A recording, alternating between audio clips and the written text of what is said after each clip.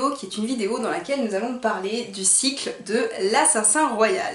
L'Assassin Royal, qu'est-ce que c'est? Eh bien, ce sont les aventures de Fitz Chevalerie. C'est un ouvrage qui a été écrit par Robin Hobb. Robin Hobb, c'est une autrice américaine qui a publié là sous un nom d'emprunt puisque c'est un surnom, et elle a également publié d'autres livres sous le nom de Megan, je ne sais plus comment, je vous l'indiquerai juste en dessous. C'est un cycle qui est très connu, qui est présenté un petit peu comme une des bases de la fantasy, sachant que c'est avant tout une histoire qui s'inscrit un peu comme un roman d'apprentissage, et vous allez vous retrouver avec plusieurs cycles. Donc vous avez déjà le cycle de l'Assassin Royal, qui est le cycle de la première époque.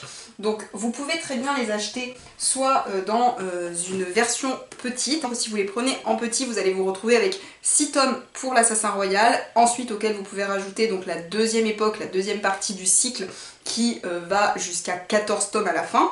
Et vous pouvez ensuite rajouter les aventures annexes, sachant que après l'Assassin Royal et les 14 tomes qui font partie du cycle de l'Assassin Royal, vous avez également tout ce qui concerne les aventuriers de la mer, la Cité des Anciens. Je n'ai pas les tomes tout simplement parce que quand je les ai lus, j'étais chez ma mère et c'est ma mère qui les a gardés. Alors j'ai tenté la négociation, mais elle n'est pas encore prête psychologiquement et mentalement à me les offrir. Vous avez le dernier cycle qui est celui du fou et de l'assassin qui clôt l'histoire et que là j'ai en grand, donc c'est très compliqué dans une bibliothèque parce que comme vous pouvez le constater, j'ai des versions intégrales, j'ai des versions poche, j'ai des versions brochées, donc c'est un peu compliqué pour tout ce qui est rangement. Je vous conseille en général de prendre un livre et de vous y tenir parce que les livres sont tous à la même taille. La première fois que je les ai lus, j'avais des petites éditions chez France Loisirs, qui étaient donc ceux de ma mère, vous avez compris. Ils ont ressorti aujourd'hui une nouvelle collection chez J'ai lu qui est vraiment très très jolie. Ils avaient racheté moi en intégrale, sachant donc que la première fois je les avais pas lus en intégrale. Je vous conseille pas forcément, quand vous commencez à le lire, à tout de suite prendre l'intégrale, tout simplement parce que vous vous retrouvez avec des bouquins de 1000 pages écrits en tout petit et que ça peut vite faire peur, surtout quand vous êtes au début et que ça fait comme ça et bon, pouf, voilà, vous vous y retrouvez plus. C'est une histoire de fantasy et ça se passe dans l'univers des 6 duchés. Vous avez ici la carte des 6 duchés. C'est un royaume dans lequel se côtoient plusieurs magies. La magie principale, c'est ce qu'on appelle l'art. C'est la magie qui est dévolue à la famille royale, qui est la famille des loin-voyants. Et vous avez une autre magie, qui est la magie qui permet de communiquer avec les animaux, qui s'appelle le vif, qui elle est une magie qui est très très mal vue et où on veut pas forcément que les vifiers existent dans le royaume, qui sont chassés, qui sont tués. Ça serait a priori dû au prince Pi, bon, qui aurait eu le vif, donc ça c'est une petite nouvelle, c'est le prélude à l'Assassin Royal, donc ça se passe avant l'Assassin Royal, vous allez dire ça en finit jamais, non c'est un cycle qui n'en finit jamais, on est d'accord, qui permet justement d'en apprendre un petit peu plus sur ça. Notre histoire commence avec Fitz. Fitz, qui est-ce? C'est un petit garçon qui a 6 ans, qui a été élevé par sa mère et qui va être abandonné dans la montagne où il va être confié à celui qui se trouve être son père, qui s'appelle Chevalerie, loin-voyant, et qui est l'héritier du trône.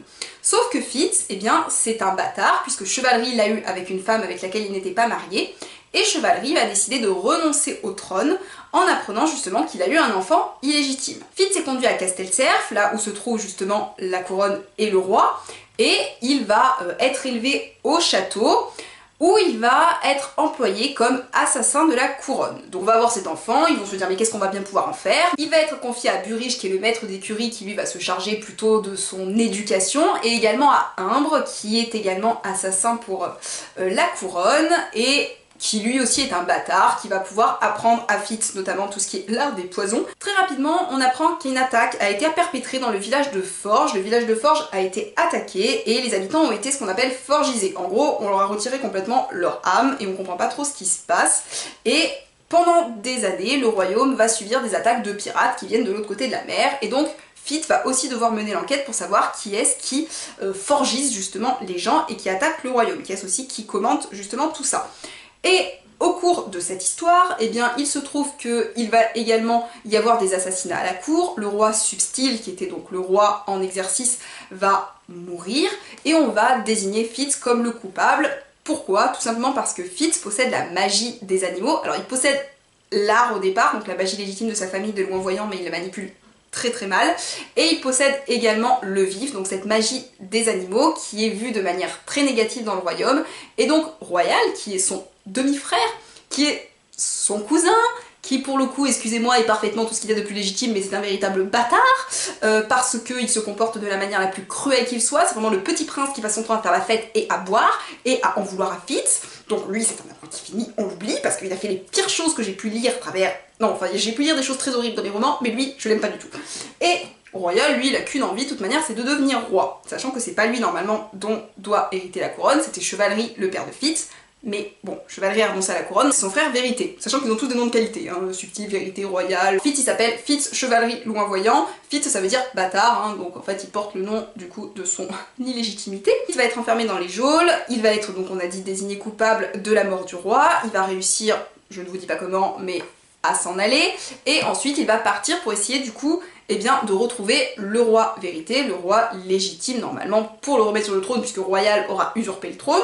Donc ça c'est dans le premier cycle. Ensuite on va passer au second cycle, donc dans la deuxième époque, vous allez vous retrouver cette fois-ci avec Fitz 20 ans plus tard, et 20 ans plus tard, Fitz va revenir à la cour. C'était un peu exilé parce qu'il déprimait, sa copine dont il était amoureuse était partie avec quelqu'un d'autre, donc bon, c'était compliqué pour lui. Il va être rappelé à la cour parce qu'il y a un autre problème, un autre complot. Bon, il y a toujours cette histoire des Forgisés où on sait toujours pas du coup qui est-ce qui était venu attaquer le territoire. Et en plus de ça, il se trouve que Devoir, qui est le nouvel héritier du trône, eh bien, a disparu, donc il faut retrouver cet enfant, parce qu'il y en a quand même qu'un qui peut hériter de la couronne, donc ce serait quand même très très embêtant que ce soit celui-là qui disparaisse. Donc Fitz va partir à l'aventure, et après cela, il partira également sur un autre territoire pour pouvoir cette fois-ci trouver véritablement qui est-ce qui avait occasionné justement la forgisation, c'est-à-dire le fait de retirer l'âme des gens lors de la première époque. Bon, ça, c'est tout ceci qui va prendre 14 tomes. Sachant que, ensuite, vous pouvez lire Les Aventuriers de la Mer. Les Aventuriers de la Mer, ce ne sont pas les mêmes personnages que dans l'Assassin Royal, sauf un seul, dont je reviendrai après dessus, parce que c'est mon personnage préféré. Mais c'est une histoire qui se passe parmi les marchands de Terrillville, les marchands de Terrillville, donc qui est un royaume annexe au Six-Duchés, donc il y a quand même des liens avec les Six-Duchés, on en entend un petit peu parler, mais c'est d'autres personnages, et il y a toute une histoire également autour des dragons qui vont renaître, qui vont revenir à la vie, sachant que dans les Aventuriers de la Mer, les capitaines de navires possèdent des navires qui ont des têtes de proue, qui parlent, et qui sont donc des navires qui sont dotés d'une âme, et donc on apprend plus tard que peut-être il y a un lien avec les dragons. À la fin de cette histoire-là, vous avez des œufs de dragon qui vont être pondus un petit peu plus loin, et ça va nous occasionner un nouveau cycle, la Cité des Anciens, et à la fin de la Cité des Anciens, on va pouvoir passer cette fois-ci au fou et à l'assassin, sachant que le fou et l'assassin, donc c'est la suite de la deuxième époque de l'assassin royal, mais ça se passe après les Aventuriers de la Mer, la Cité des Anciens, donc voilà, c'est très long. Mais ça clôt l'histoire de Fitz, sachant que dans cette histoire-là, on va non seulement suivre Fitz, mais également sa petite fille, qu'il a eue avec la femme qu'il aura retrouvée, qu'il avait perdu entre temps pendant une vingtaine d'années, la tragédie personnelle de la vie de Fitz, et sa fille, qui s'appelle Abeille, va être enlevée, et donc Fitz va essayer de la récupérer avec son ami, qui est donc le personnage que je préfère, qui se trouve être le fou. Maintenant, je vais donc revenir un petit peu plus en détail sur les personnages. Deux personnages me plaisent tout particulièrement dans cette histoire, c'est Fitz et c'est le fou. Fitz, je l'aime beaucoup. Sachez quand même, je vais mettre un trigger warning, mais je suis une personne qui a tendance à beaucoup apprécier les personnages un peu dépressifs, fragiles et plaintifs. Bon, fragile, on va peut-être l'enlever parce que Fitz est quand même le guerrier, l'assassin, mais Fitz, c'est vrai, je le reconnais, même si j'ai eu beaucoup de mal à le reconnaître, mais des amis m'ont fait remarquer que Fitz avait une tendance à se plaindre un peu régulière. Bon, moi je ne trouve pas. Mais après réétude, avant d'avoir fait cette vidéo de certains passages du livre, je me dis que c'est vrai qu'il déprime beaucoup. Donc, il se plaint souvent. Mais pour vous expliquer, Fitz, il a quand même été abandonné quand il était petit, donc il a un traumatisme de base, déjà il faut quand même le noter. Et surtout, Fitz, tout au long de sa vie, il aspire qu'à une chose, c'est à se marier avec Molly, qui est la femme qui faisait des bougies qu'il avait rencontrées quand il était jeune, et à élever des enfants. C'est ça qu'il veut en fait. Il veut juste être dans sa maison, tranquille, avec sa femme et ses enfants.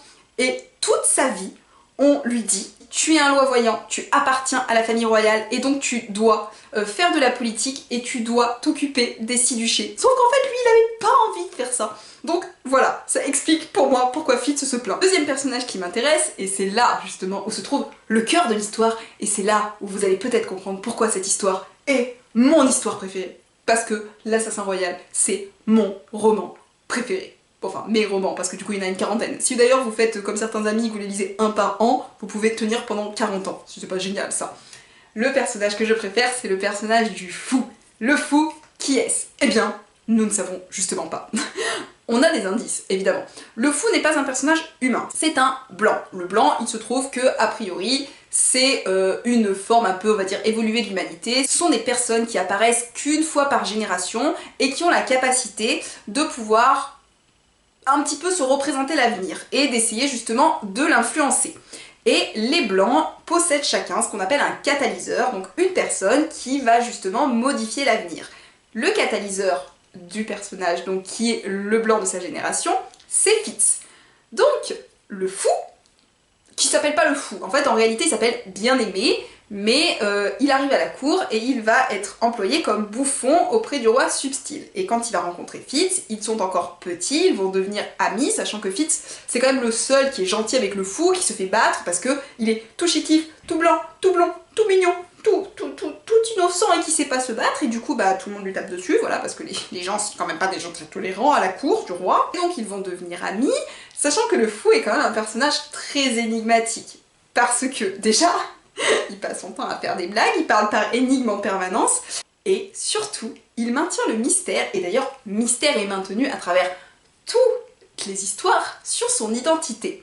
On sait qu'il est blanc, on apprend au cours des différents romans qu'il viendrait donc d'un endroit reculé, il prend plusieurs noms au cours de l'histoire, donc j'ai dit il s'appelle Bien-Aimé, mais on va l'appeler le fou, après il va s'appeler Cire Dorée. Dans Les Aventuriers de la Mer, il prend l'identité de Ambre, d'une femme, sachant justement que ce qui est intéressant avec le fou, c'est un personnage dont on ne sait pas s'il est féminin et s'il est masculin, et, spoiler alert, vous ne le saurez jamais. Et c'est justement ça que je trouve merveilleux. Parce que l'histoire de l'assassin royal ne serait pas ce qu'elle est s'il n'y avait pas le fou et Fitz et leur relation. Parce que moi, j'aime le fou et Fitz et leur relation. Pourquoi? Tout simplement parce que ce que j'aime, c'est cette histoire d'amour qu'ils partagent tous les deux.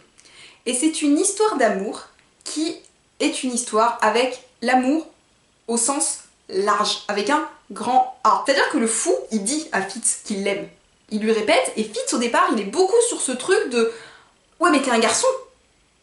Et après il lui dit « Ou alors peut-être que t'es une fille, mais du coup faudrait peut-être que tu me le dises, mais peut-être que... » Et en fait le fou essaie de lui dire « Mais on s'en fout.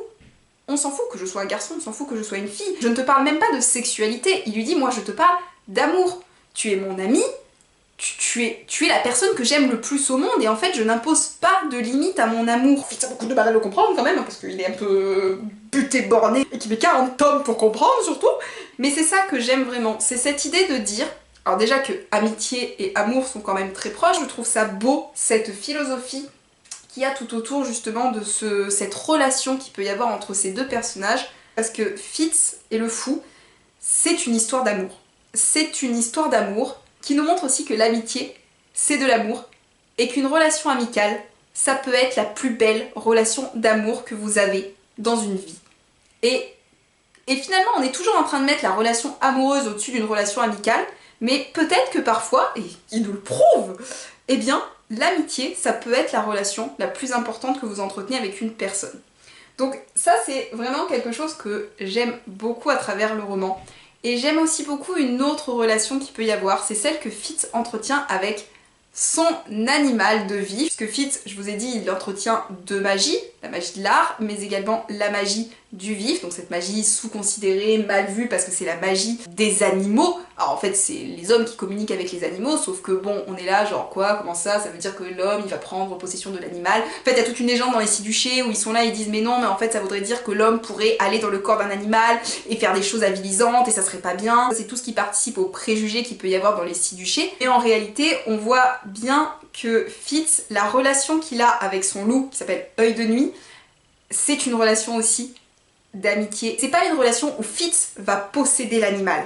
Et ça aussi je trouve que c'est très beau dans le message que peut renvoyer Robin Hobb, c'est qu'elle essaie de nous montrer qu'une relation entre un homme et un animal peut être aussi importante finalement qu'une autre relation. Bon, là je vais dire un spoil, donc si jamais vous éteignez la vidéo ici, mais bon, le loup va mourir Alors vous vous doutez bien qu'en 40-50 ans, au bout d'un moment forcément Œil de Nuit n'a pas la même longévité que Fitz, et lorsqu'il meurt, Fitz il a vraiment l'impression d'avoir perdu une part de lui-même et un ami très cher. Bon, sachant quand même qu'ils pouvaient communiquer et qu'ils se parlaient, hein, d'accord. Mais ça aussi je trouve que c'est super important en fait, ce qu'elle montre Robin Hobb, c'est que l'amitié que Œil de Nuit et Fitz entretiennent, et le fou aussi parce qu'il est très proche d'Œil de Nuit, et ben ça concourt justement à placer les relations ici dans ce texte d'amitié avant la relation amoureuse. Et je trouve que c'est assez beau parce que de façon générale, surtout dans la fantasy, on a tendance à avoir des schémas qui sont quand même classiques et répétitifs. Bon là voilà, on est sur un basique de la fantasy, donc vous avez aussi des affrontements, évidemment guerriers, vous avez énormément de politique, hein, c'est un bouquin de politique, moi